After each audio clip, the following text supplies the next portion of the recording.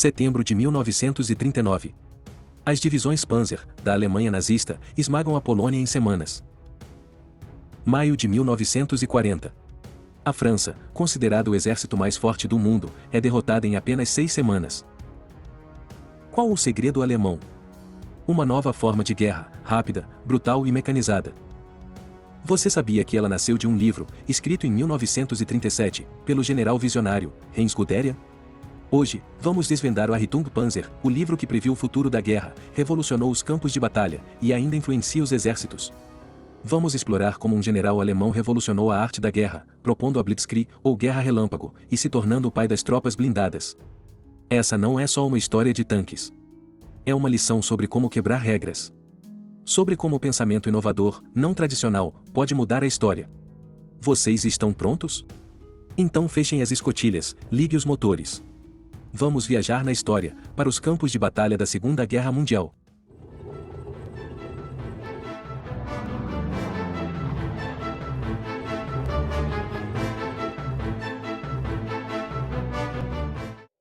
Heinz Guderian não era um teórico de gabinete. Entre 1914 e 1918, ele viveu o inferno das trincheiras, na Primeira Guerra Mundial, como oficial de comunicações. E foi ali que ele percebeu: os exércitos estavam presos no passado. Enquanto os generais insistiam em ataques frontais suicidas, Guderian estudava relatórios sobre o uso dos primeiros tanques britânicos, na Batalha de Cambrai, em 1917. Essa batalha marcou a aparição dos tanques como arma de ataque. Guderian via neles uma chance de restaurar a mobilidade na guerra, e de obter vitórias mais rapidamente. Mas havia um problema. Ninguém no alto comando alemão acreditava nele. Assim, ele resolveu escrever um livro, para registrar e divulgar suas ideias. O livro recebeu o título de Achtung Panzer. Panzer é uma palavra, da língua alemã, que significa blindado. No livro, Guderian escreveu: a vitória pertence a quem ousa pensar diferente, não a quem repete os erros do passado. E ele estava pronto para provar isso. Guderian fez uma análise profunda sobre os erros da Primeira Guerra Mundial. Segundo seu livro, as principais falhas foram 3. Primeira: utilizar os tanques como apoio à infantaria. Os britânicos e franceses dispersavam os tanques em pequenos grupos, sem impacto estratégico. Segunda: falta de coordenação.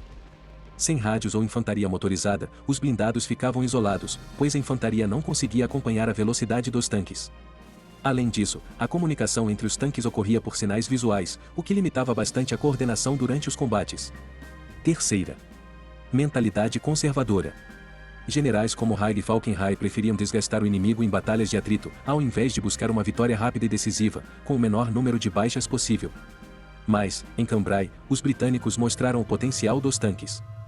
400 blindados romperam a linha alemã em poucas horas. Só não obtiveram sucesso total porque não tinham reservas móveis para explorar o êxito do ataque inicial. Guderian anotou tudo. Guderian não inventou a Blitzkrieg do zero.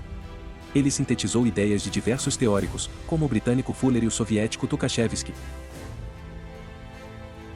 Guderian não apenas juntou essas ideias, mas foi além, criando um sistema prático.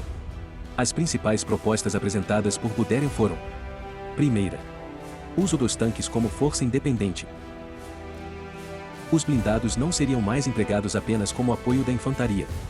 Passariam a ter planejamento próprio, com liberdade de manobra no campo de batalha. 2. Ataque concentrado.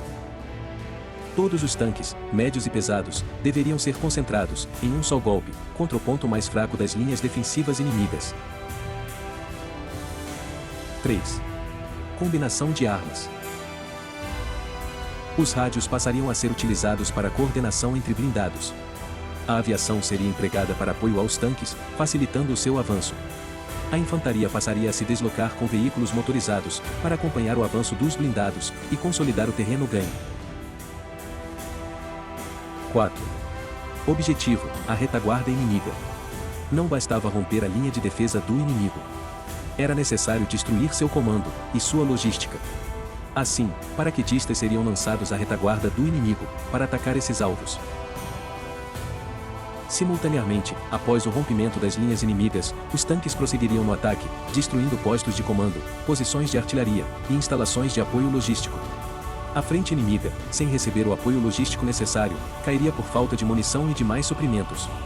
Os tanques fariam a junção com os paraquedistas, abrindo caminho para que eles recebessem suprimentos. Esse foi um dos primeiros conceitos, na história militar, sobre a dinâmica de batalha profunda. As ideias de Guderian encontraram forte oposição. O alto comando germânico desaprovava suas propostas de mudanças. O general Beck, chefe do Estado-Maior alemão, com visão extremamente conservadora, teria dito: "Não acredito em tanques. A cavalaria fará seu trabalho." E quando ele falava em cavalaria, acreditem, estava se referindo realmente a soldados montados a cavalos.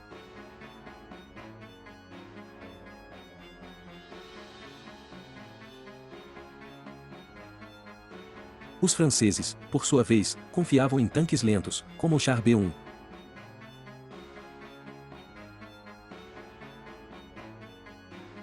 E na linha Maginot, sua principal posição defensiva. Guderian os ridicularizou no livro. Quem pensa apenas na defesa, já perdeu.